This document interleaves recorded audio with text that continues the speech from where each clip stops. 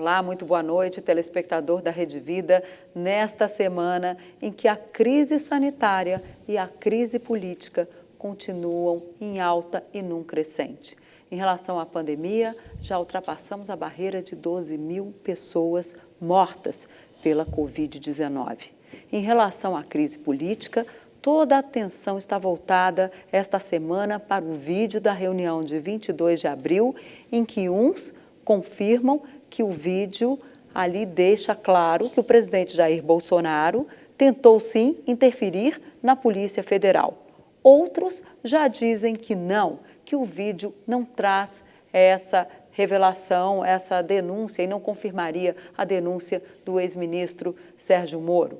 Enquanto isso, no Congresso Nacional, o presidente Jair Bolsonaro tenta se calçar e ali ampliar a sua base para tentar evitar dissabores futuros.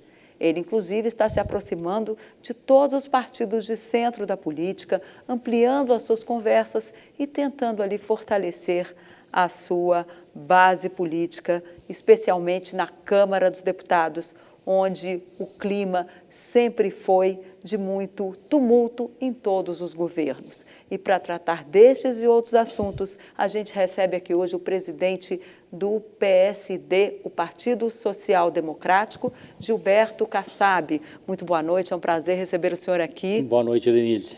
O prazer é meu estar com você, o Zé Maria, telespectadores. Pois é, e como o ex-prefeito aqui de São Paulo já falou, aqui à mesa conosco, José Maria Trindade. Boa noite, Zé Maria, nessa semana em que a política não dá trégua, né? Exatamente, graças a Deus, porque aí a gente tem muito assunto para tratar aqui no Frente a Frente. Nós falamos de política, afinal, a política faz a sua vida, a sua casa, a sua escola, né? E a educação dos seus filhos é assim mesmo. Essa semana tensa e esta tensão da pandemia do coronavírus está meio que sendo transbordada para a política. E o presidente Jair Bolsonaro sofre dois cercos. Um jurídico, no Supremo Tribunal Federal. Esse inquérito é sério. Tanto que vai ouvir, no final, o próprio presidente Jair Bolsonaro. Além, evidentemente, de enquadrar os generais do presidente. Os ministros generais do Palácio do Planalto tiveram que prestar depoimento e poderiam ser conduzidos coercitivamente, debaixo de vara, segundo decisão do ministro Celso de Mello. Olha, eles ainda não engoliram essa situação. E no Congresso Nacional é a luta política de sempre, ou seja, é o dia a dia espinhoso de um presidente da República. E para falar sobre isso aqui, como anunciou a Denise, Gilberto Kassab. É uma grande figura, um craque na política nacional e subiu toda a escadinha. Ele foi vereador em São Paulo, deputado estadual, depois deputado federal por 2 mandatos, foi vice-prefeito, depois prefeito de São Paulo e reeleito, um raro caso de reeleição de prefeitura em São Paulo. Como se não bastasse, foi ministro 3 vezes aqui. Ministro das Comunicações, depois houve a fusão do Ministério, Ministro de Comunicações e Ciência e Tecnologia, e do todo-poderoso Ministério da Cidade, um grande ministério aqui. E ainda sobrou tempo para ser o presidente nacional do PSD. O presidente Jair Bolsonaro criticou a política, falou muito da política, mas parece que agora ele entendeu que o processo é político, né? Tudo é política. O grande erro do presidente Bolsonaro foi criticar a política. E nós temos a má política, essa deve ser criticada, temos os maus políticos, mas nós temos a boa política, as pessoas de bem, que muito contribuíram para fazer do Brasil esse grande país que ele é. E é evidente que o tempo não tinha como não mostrar ao presidente Bolsonaro que ele estava errado. Essa aproximação com o Congresso, seja com quem é da base ou será da base, seja com a oposição, o diálogo com o Congresso é fundamental. O Poder Executivo ele precisa ter diálogo com o Poder Judiciário e com o Poder Legislativo. E parece que agora ele está entendendo a importância desse diálogo. O que é o Centrão, na sua avaliação? O Centrão, Denise, o PSD não integra o Centrão. O Centrão foi aquele grupo idealizado pelo Eduardo Cunha, não é? Onde ele entendia que, sob a sua liderança, poderia haver um grupo de partidos para ter uma única interlocução com o governo, na época era a presidente Dilma, não é? Depois que o Eduardo Cunha se afastou, o Rodrigo Maia assumiu essa liderança, todos sabem, é público. O PSD ele tem bastante pautas convergentes com o Centrão, mas ele não integra o Centrão. Quais são os partidos que hoje mas integram o Centrão? Ele participa do centro. Como é que o senhor avalia, então, esse Centrão hoje? Quais são os partidos que estão ali nesse rol que o presidente Jair Bolsonaro colocou ali como prioridade de aproximação? Olha, pelo fato do PSD não integrar o Centrão, eu tenho um pouco de dificuldade de formalizar quem são os partidos. A minha impressão é que, num primeiro momento, o Centrão era liderado pelo MDB, o Eduardo Cunha, e integrava o Centrão, o PP, o PL, o próprio MDB. Era um bloco partidário. PTB, né? E talvez mais um outro partido, PSD. Com o afastamento do Eduardo Cunha, continuou o MDB, mas aí liderado pelo DEM, integrado pelo PP, pelo PTB, pelo PL, não é? Hoje PL, então PR. E agora eu vejo que há uma crise no Centrão, não é?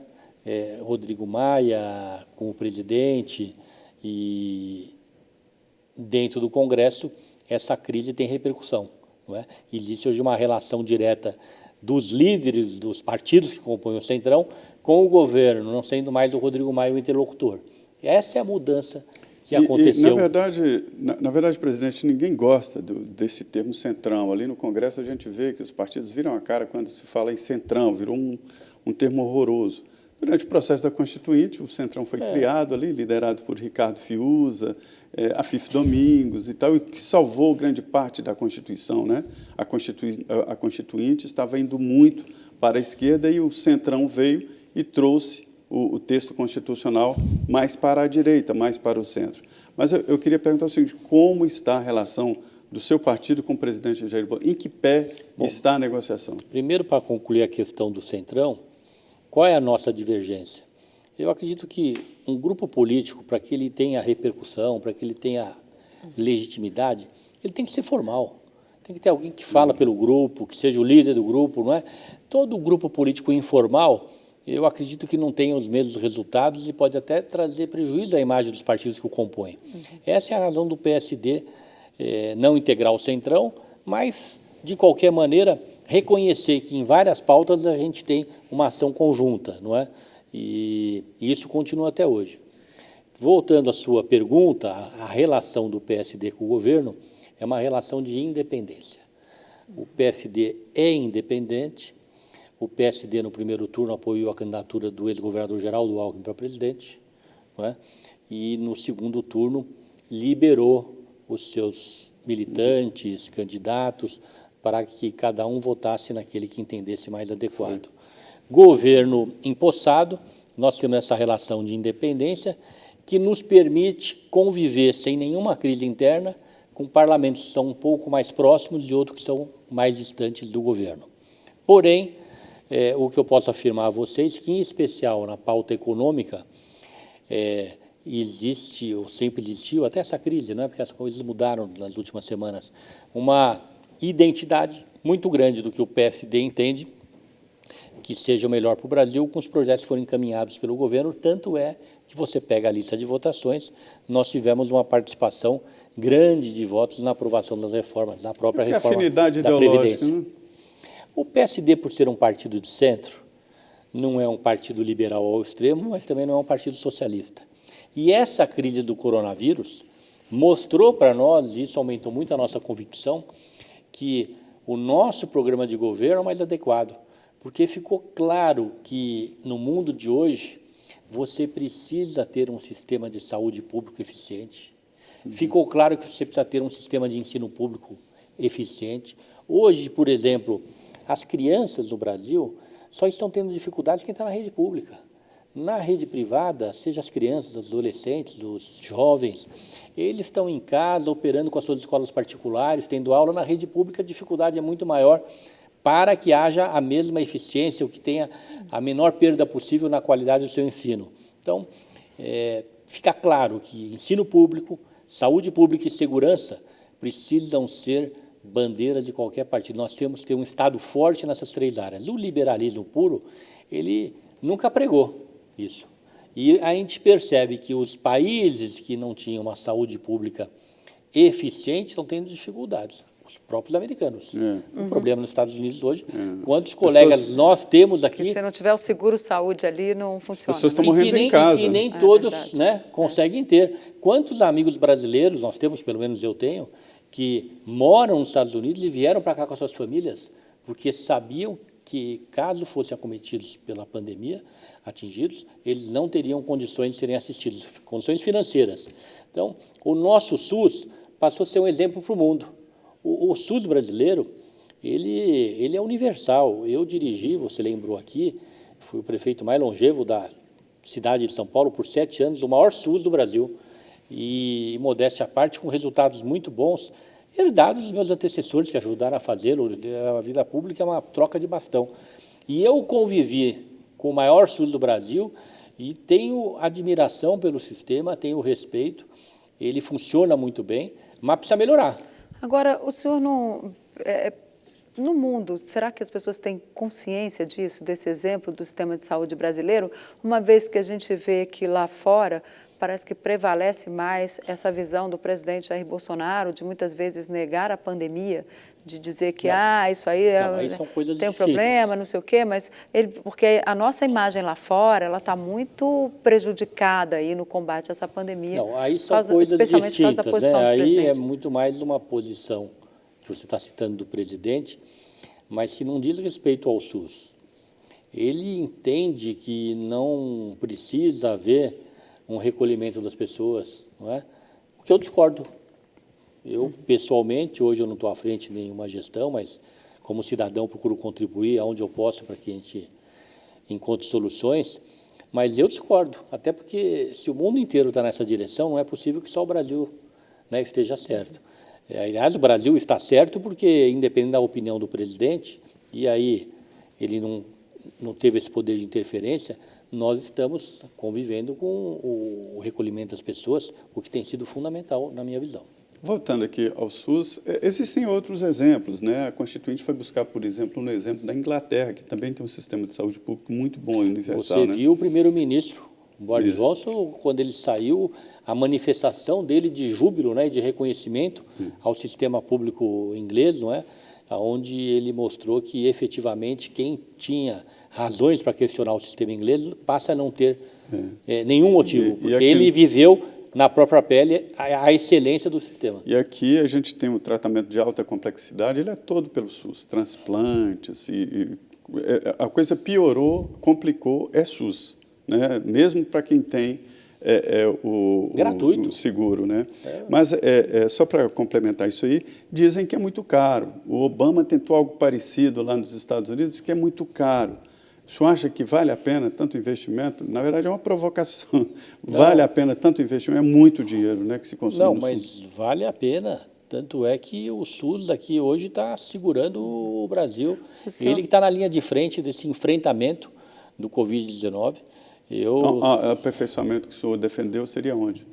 Não, o aperfeiçoamento como qualquer política pública. Quando o Obama faz essa afirmação, em algum momento da sua administração, nós temos que levar em consideração que os padrões americanos são muito mais elevados, e um dia o Brasil também chegará lá, mas que os investimentos brasileiros já foram feitos. Nós estamos falando de décadas de investimento que já foram feitos, que nos permitem afirmar que nós estamos no caminho certo. É que isso muda o conceito. Em vez de ser aquela medicina tradicional dos Estados Unidos de curar, aqui é uma medicina tradicional de prevenção, e é isso que o SUS faz, daí a importância, porque evita muitas doenças mais sérias no futuro. Mas aqui no Brasil, o SUS cura e o SUS também tem ações preventivas. É o que eu estou dizendo, que muda o conceito. Enquanto gestor, o que o senhor faria diferente do que está sendo feito hoje em São Paulo, por exemplo, a cidade que o senhor administrou? Olha, eu acho que as coisas estão sendo feitas corretamente dentro do possível. Eu posso ter uma divergência aqui, outra acolá, mas... Por exemplo?